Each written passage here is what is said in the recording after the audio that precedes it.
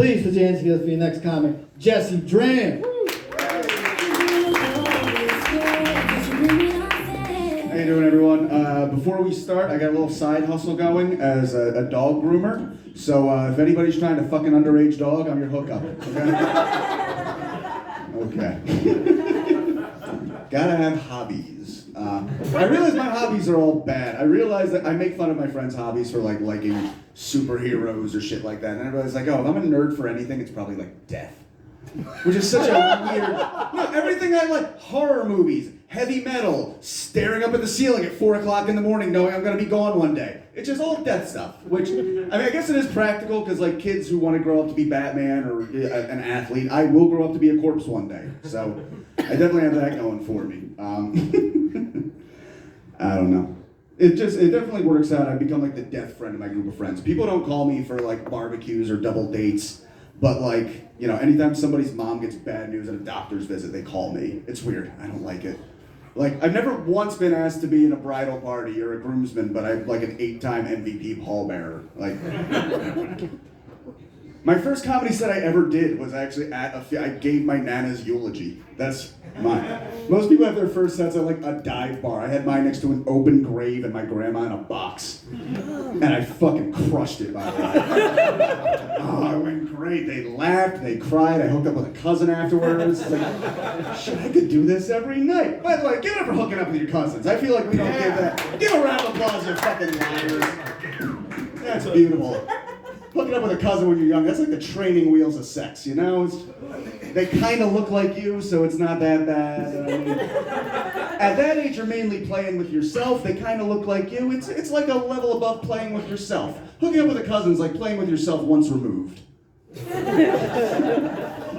you're dating around in high school, the girl's dad might find out. He might threaten you. He might beat you up. I know her dad. That's Uncle Jerry, Mom's kid brother. He ain't gonna do shit. Fuck Jerry. No, I have had too much experience with death. My stepdad was in a coma for a few years ago, and we had to remove him from life support. Which is funny, because so much of my teen years was him swearing, you turn off that racket or I'm going to come upstairs and unplug it. And guess what I got to do to him? Oh, is Metallica too loud, Kenny? Let me fade to black for you, you piece of shit.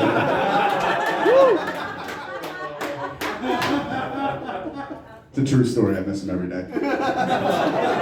It's getting to the point now where I actually have like several girls that I've dated in the past who are just dead now.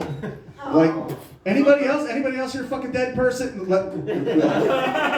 Anybody else here fuck somebody who died? Like, it's weird. The first blowjob I ever got, the girl died of a brain aneurysm 6 weeks later. I wanted to date her. I wanted more blowjobs. What's the most rejected you've ever felt?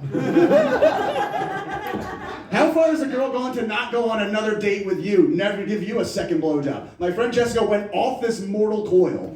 So that was about it for me. The girl who died recently, it's actually she was like my fuck buddy for like years and years and years. And then she got pancreatic cancer and died. And I was in the weird position of like, I'm genuinely mourning this person that I only have filthy fucking memories with.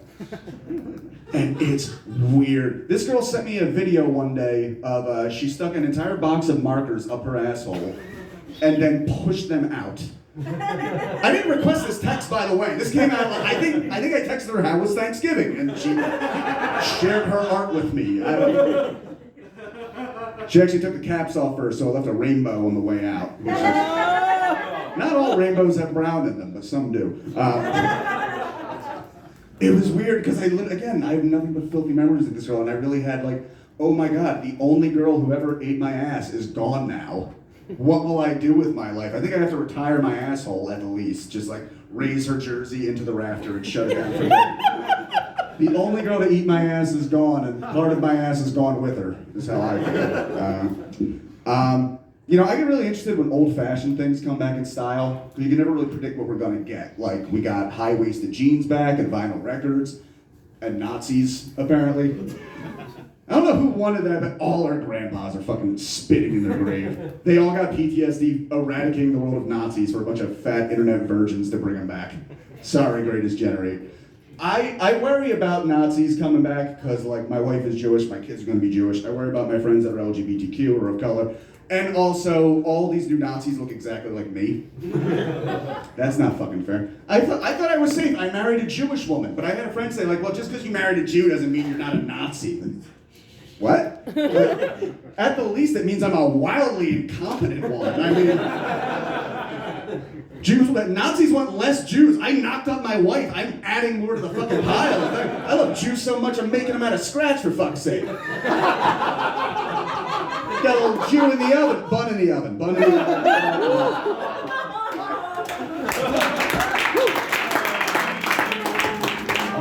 Jesse Draham, guys.